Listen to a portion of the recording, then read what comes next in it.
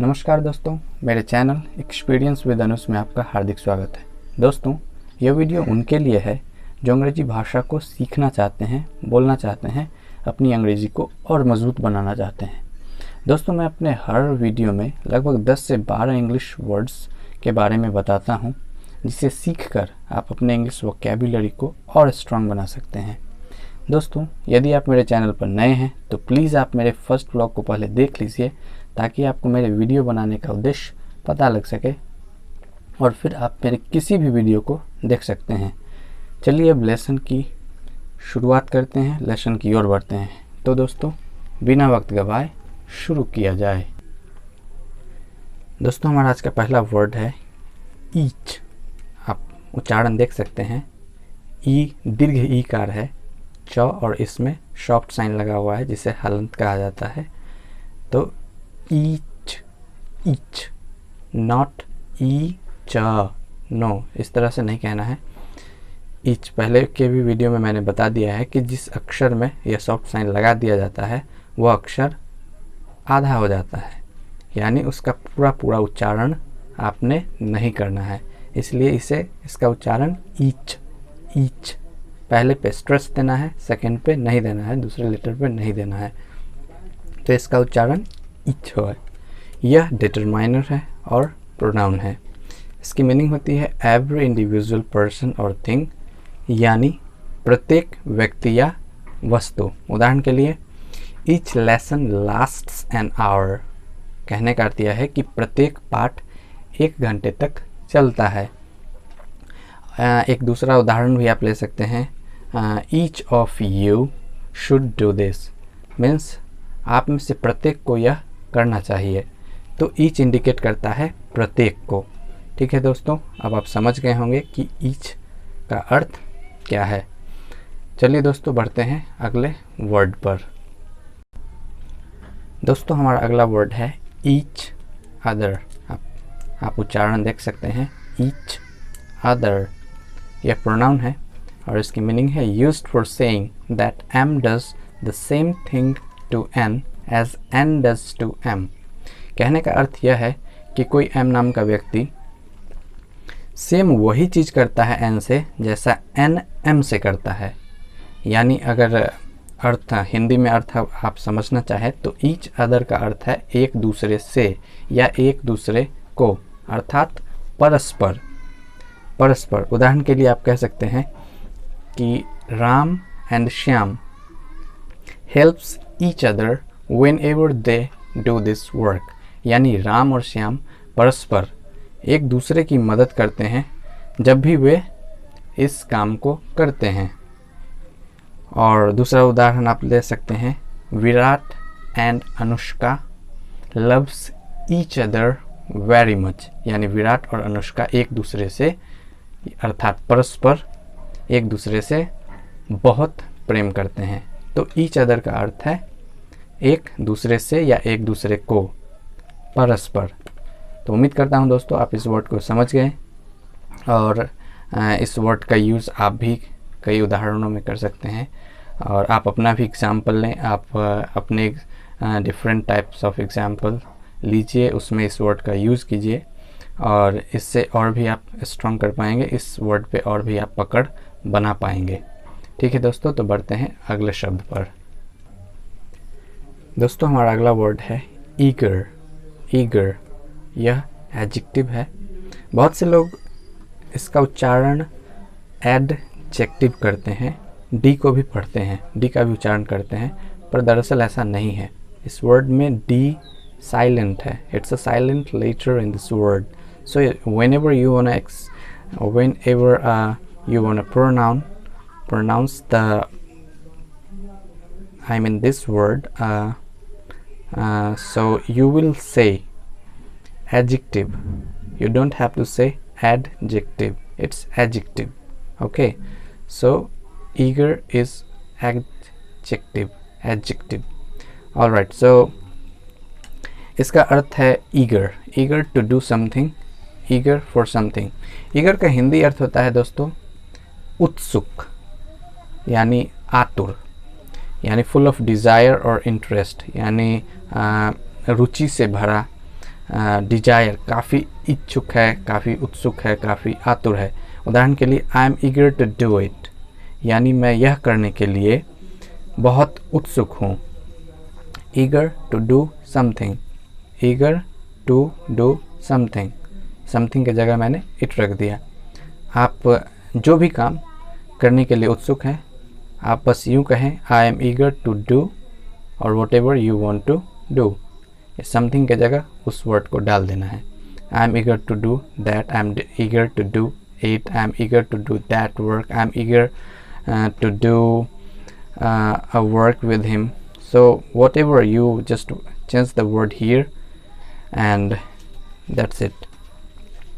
और भी उदाहरण आप ले सकते हैं, जैसे I am eager to go there, I am eager to watch that movie, मैं वह फिल्म देखने के लिए बहुत उत्सुक हूँ। I am eager to meet him, मैं उससे मिलने के लिए बहुत उत्सुक हूँ, बहुत आतुर हूँ।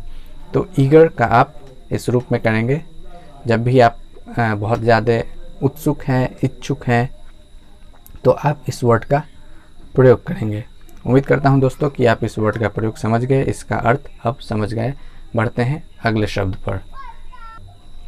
दोस्तों हमारा अगला वर्ड है फेबल। फेबल यह नाउन है और काउंटेबल है।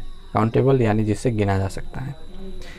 A short story that teaches a lesson, a moral and that often has animals as the main characters, यानी नीति का उपदेश देने वाली कथा जिसके पात्र प्रायः पशु होते हैं। नीति कथा, इसे नीति कथा कहते हैं। उदाहरण के लिए जैसा कि आप कार्टून्स देखते हैं, बहुत सारे कार्टून्स आप देखते होंगे टेलीविज़न पर, टीवी में और इंटरनेट पे, यूट्यूब पे। सो जिसमें आप प्रायः देखते हैं कि जानवरों के माध्यम से उनको पात्र बनाकर, मेन कैरेक्टर में उनको रखकर और आपको सिखलाया जाता है, आपको नीति दी जाती है, नीति कथा आपको दिखलाया जाता है और आप उससे कुछ सीखते हैं, नैतिकता सीखते हैं आप। मोरल यानी नैतिक आचरण आपसे कुछ सीखने को मिलता है, तो वही है नीति कथा। शॉर्ट में कहे तो नीति कथा यानी फैबल। दोस्तों हमारा अगला वर्ड है फैब्रिक, यानी अ टाइप ऑफ क्लॉथ और soft material that is used for making clothes, curtains etcetera, यानी पोशाकें, पर्दे आदि बनाने का कपड़ा, उसे ही हम फैब्रिक कहते हैं। या एक विशेष प्रकार का कपड़ा होता है या एक विशेष प्रकार का सॉफ्ट मटेरियल जिसके मदद से, यानी जिसका प्रयोग किया जाता है क्लॉथ्स, कपड़े यानी पोशाक, पर्दे और बहुत तरह की चीज़ें बनाने में इसका प्रयोग किया जाता है, जिसे कि इंग्लिश में फैब्रिक कहते हैं। तो उम्मीद करता हूं दोस्तों अब आप इस वर्ड को समझ गए। बढ़ते हैं अगले शब्द। दोस्तों हमारा अगला वर्ड है गेयटी। गेयटी यह नाउन है, अनकाउंटेबल नाउन है, जिसे गिना नहीं जा सकता है। A feeling of happiness and fun, इसे गेयटी कहते हैं। यानी हिंदी में कहें तो खुशी और मौज मस्ती की भावना। उदाहरण के लिए आप कह सकते हैं कि I can understand your Gaiety, I can understand your Gaiety, यानी मैं आपकी खुशी और मौज मस्ती की भावना को समझ सकता हूँ। तो आप समझ गए कि गेयटी एक वर्ड है और इसका अर्थ खुशी और मौज मस्ती की भावना है। दोस्तों आप वर्ड्स पर गौर करें, मैं काफ़ी स्पेशल चुने चुने वर्ड्स आपको देता हूँ जो जनरली आपको जल्दी सुनने को नहीं मिलते हैं, देखने को नहीं मिलते हैं। इस तरह के वर्ड मैं आपको देता हूँ और इस उम्मीद से देता हूँ कि आप ज़रूर इसे सीख रहे हैं और इसे सीख कर ही छोड़ेंगे। तो दोस्तों बढ़ते हैं अगले शब्द पर। दोस्तों हमारा अगला वर्ड है हैबिट। हैबिट यह नाउन है, something that you do often and almost without thinking, especially something that is hard to stop doing, यानी आदत, अभ्यास, ऐसी बात जिसे हम प्रायः बिना पूर्व विचार के करें और जिसे रोकना कठिन हो। उदाहरण के लिए आप कह सकते हैं कि I am in habit of taking tea in the morning, यानी सुबह में चाय पीने का मैं आदी हूँ, अभ्यस्त हूँ, मुझे आदत है। दूसरा उदाहरण आप लें, आप कह सकते हैं once you start smoking it's hard to break the habit, यानी एक बार आपने धूम्रपान शुरू कर दिया तो फिर इस आदत को तोड़ना बहुत कठिन होगा, बहुत कठिन है। तो हैबिट वह चीज़ है जो आप बिना विचारे सीधे करते हैं, कर डालते हैं, क्योंकि इसे आप नियमित तौर पर करते हैं, रेगुलरली करते हैं। और हैबिट के विषय में एक चीज़ मैं विशेष रूप से यह बताना चाहूँगा दोस्तों कि एक व्यक्ति की आदत को हैबिट कहा जाता है, पर जब किसी समुदाय की आदत के बारे में हम बात करते हैं तो यूज होता है कस्टम। उस वक्त हम कस्टम वर्ड का यूज़ करते हैं। उदाहरण के लिए कहे the custom of giving presents eight Christmas, यानी क्रिसमस पर उपहार देने की आदत।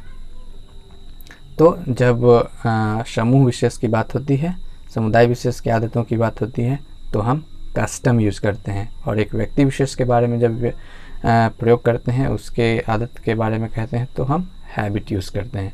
तो आप समझ गए होंगे कि हैबिट क्या है और कस्टम क्या है। दोस्तों बढ़ते हैं अगले वर्ड पर। दोस्तों हमारा अगला वर्ड है हैबिटेबल। हैबिटेबल हैबिट से रिलेटेड है, इसलिए मैं यह वर्ड बता रहा हूँ, ताकि पर आप गौर करें कि यह एडजेक्टिव है और इसका अर्थ बिल्कुल अलग है। Used about buildings suitable to be lived in, यानी वह इमारतें जो रहने लायक है और उन्हें हैबिटेबल कहा जाता है। Habitable adjective. तो अब आप समझ गए होंगे कि हैबिटेबल का अर्थ क्या होता है। दोस्तों हमारा अगला वर्ड है हैबिटेट।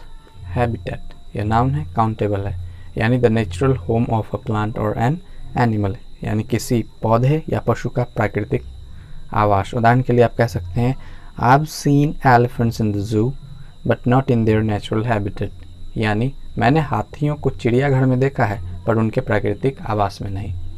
प्राकृतिक आवास का अर्थ यह हो गया दोस्तों कि वह प्रकृति रूप से, यानी जन्म से वह जहाँ जिस जगह पर रहने के आदी हैं।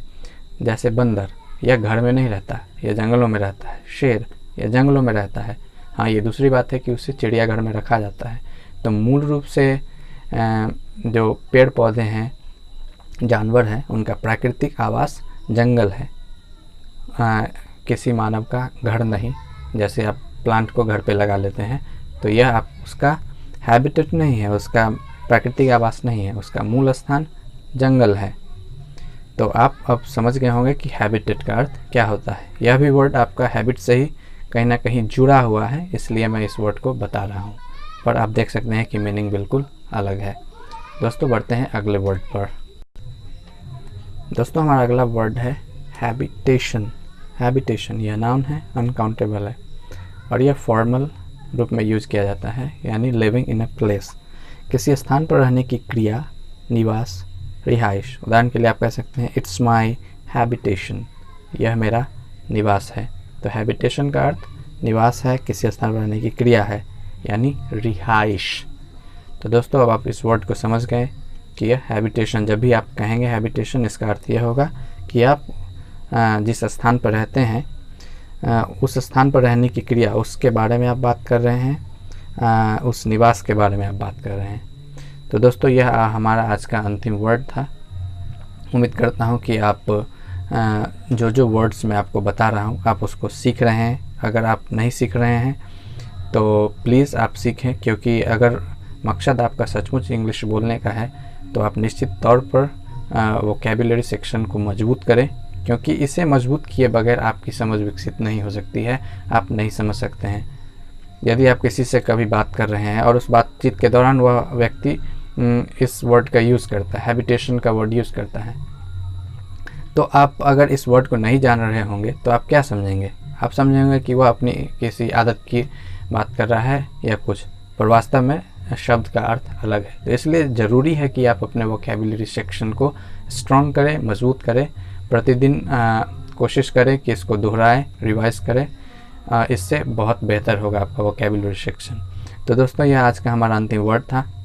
उम्मीद करता हूँ आपको वीडियो अच्छी लगी। वीडियो अगर अच्छी लगी तो आप निश्चित रूप से वीडियो को लाइक करें और चैनल को सब्सक्राइब करें, अपने दोस्तों के साथ शेयर करें। और दोस्तों वीडियो को देखने के लिए आपका हार्दिक शुक्रिया, दिल से शुक्रिया, धन्यवाद। मिलते हैं अगले वीडियो में, तब तक के लिए नमस्कार, बाय बाय।